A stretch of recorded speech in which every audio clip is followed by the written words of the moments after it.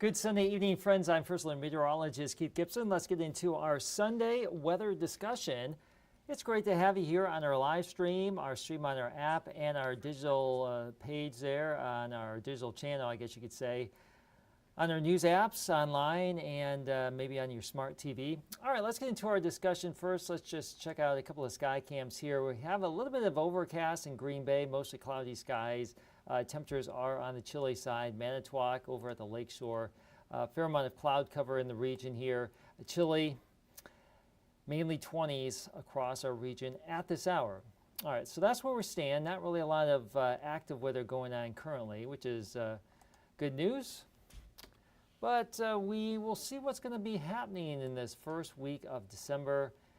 We have wintry weather to talk about. It's going to be chilly for the next week, maybe 2 weeks here as we get into the first part of December.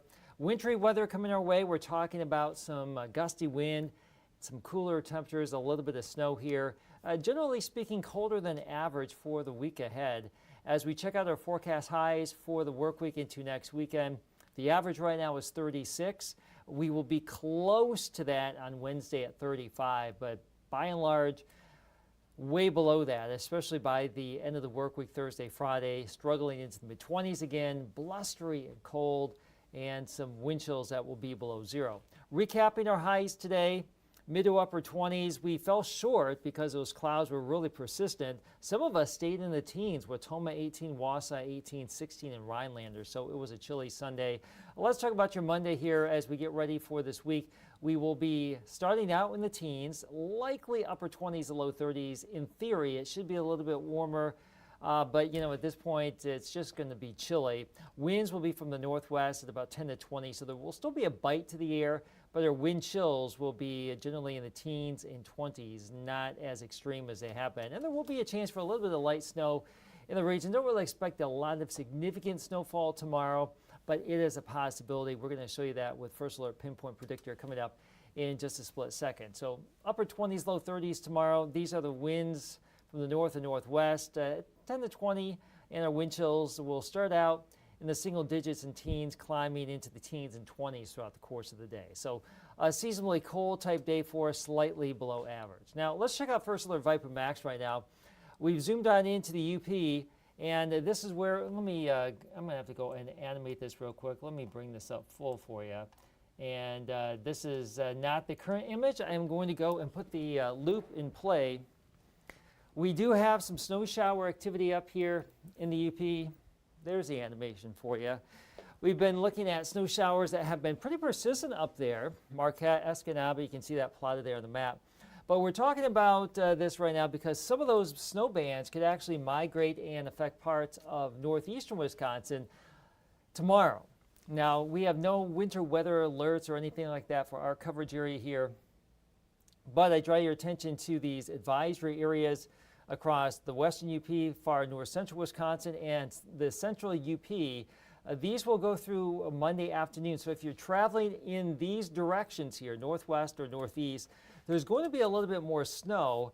And First Alert Pinpoint Predictor, our snowfall model update here, really focusing on the central UP and the western UP and far north central Wisconsin for the best chance of enhanced lake effect activity here as we go throughout the course of the night into tomorrow. Not a lot for us, but up here just to the north, we will be looking at the potential for some decent snows once again. Let's bring it closer to home here. And I do want to give a shout out to Lori watching on the stream tonight on Facebook. Nancy, great to see you here from out there in Shawano. Thanks for joining us tonight. But for the local area here, as far as snowfall, don't really expect a lot at this point. Could have a few festive flakes, a coating, a dusting, if you will, especially north and east of Green Bay.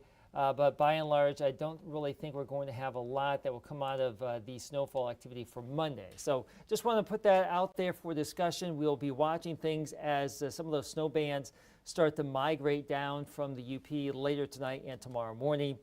You can see those right here with predictors. So there will be a little bit of snow in the air. Not really a lot of overall excitement foreseen at this point, but if we do happen to see a little burst of snow, it could put down a little bit of a coating here as we go throughout the course of our Monday. And then the clouds will be on the increase on Tuesday. Tuesday's looking like a pretty quiet day for us.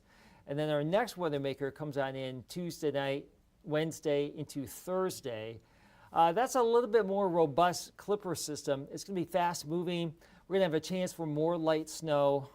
But I think the big story overall with that system midweek will be strong wind, falling temperatures by Wednesday afternoon, and then numbing wind chills well below zero going into Wednesday night and Thursday morning. And we'll get into that discussion here in just a little bit. Now, this is the current situation across the Great Lakes. We still have a tremendous amount of lake effect snow ongoing, as we mentioned, in the UP, northern lower Michigan, and downwind of this is Lake Huron, this is Lake Erie, Lake Ontario. A lot of snow still building up over here in Pennsylvania, Ohio, western New York.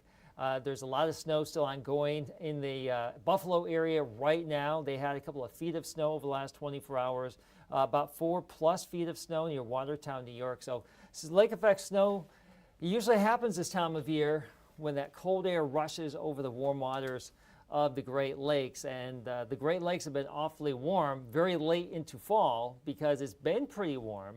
But that's what's been ongoing as far as the lake effect. For us here in northeastern Wisconsin, we typically don't get a lot of lake effect snow, especially with a northwest wind, and that is going to be the case. But there could be a few of those snow bands that will drift on in to parts of our area late tonight and tomorrow. Now, here's the bigger picture. Our next weather maker, this midweek clipper, is out here across Pacific Northwest. This will be diving down to the southeast. It has been trending to the north, so it doesn't look like we're going to see a lot of significant snowfall Tuesday night and the Wednesday. Yesterday, the models, various models, were actually spitting out about 2 to 3 inches of snow across the North Woods, the UP, far northeastern Wisconsin. A lot of that is backed off and pushing the more significant snow to the north, but there is still a chance for snow here, and even into Wednesday afternoon.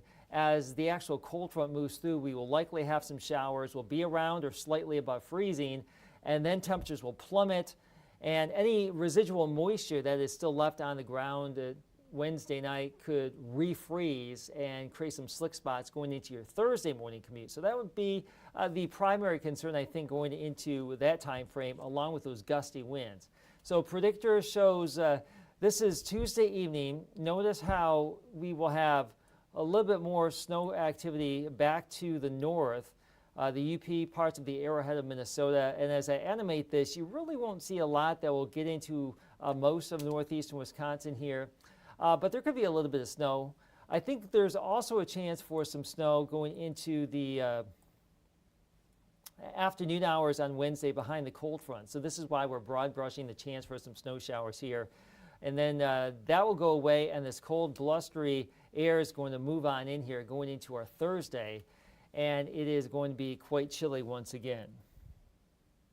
See, Lori, yes. Up in Iron Mountain, it's going to be bypassed again by these snow showers here to the east and to the west there. Yeah. Just chiming into our little chat on the stream there.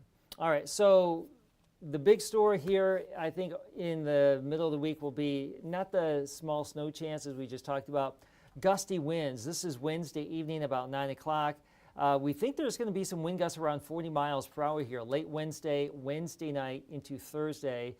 And then winds will start to slacken off going into late Thursday and Thursday night as high pressure comes on in. So it's going to be gusty. And as cold air blows on in with those winds, our morning wind chills Thursday morning, likely single digits to low teens below zero, more or less across the entire region here. It is going to be quite chilly, numbing wind chills Thursday morning. And it's still pretty cold all day Thursday and cold into Friday, but with the wind dying down going into Friday morning, it's still going to be cold, but likely not as cold to the skin, the feel-like factor here Friday morning versus Thursday morning. But regardless, it is going to be a little shock once again. We have various areas of Canadian high pressure coming down from the Arctic. That is why we are looking at some of these cooler temperatures later on this week. And really as a whole, trending below average for this week coming up and maybe through the middle of December as our jet stream pattern continues to be from the northwest here. and we are on the wrong side of the jet stream for the most part here. That puts us on the cold side of the storm track. So we will have pretty chilly air, generally speaking below average or average, for the next week or two, and not expecting any significant warm-up in the next 10 days here. A quick look at the 7-day forecast. We've got 32 on Monday. Some of us will stay in the upper 20s. Upper 20s for most, to mid-20s on Tuesday. I think we're in the low to mid-30s Wednesday as that clipper moves through. Initially a little warm surge that will may actually feel pleasant with the 35 degrees before the cold front moves through in the afternoon, and then our temperatures plummet and we get down into the teens Thursday morning, 25 for a high Thursday, numbing wind chills below zero. And I want to give you a first alert for those of you in Oshkosh. If you are planning on going to the tree lighting and the Christmas parade downtown Oshkosh, this is taking place Thursday evening. It is going to be cold. Now, I think the strongest winds will have likely exited to the east by Thursday at 6 o'clock for the tree lighting. The parade is after that, but it is going to be cold there and everywhere else. Thankfully, it's going to be pretty quiet here, so there shouldn't be any driving issues or anything like that. Just going to be cold stuff here. 25 on Friday, 29 Saturday, 31 next Sunday. There are some hints that there could be a little bit of light snow in the region at some point next weekend. I would say the forecast confidence, this is my personal opinion here, forecast confidence after Friday is pretty nebulous right now, next weekend and beyond.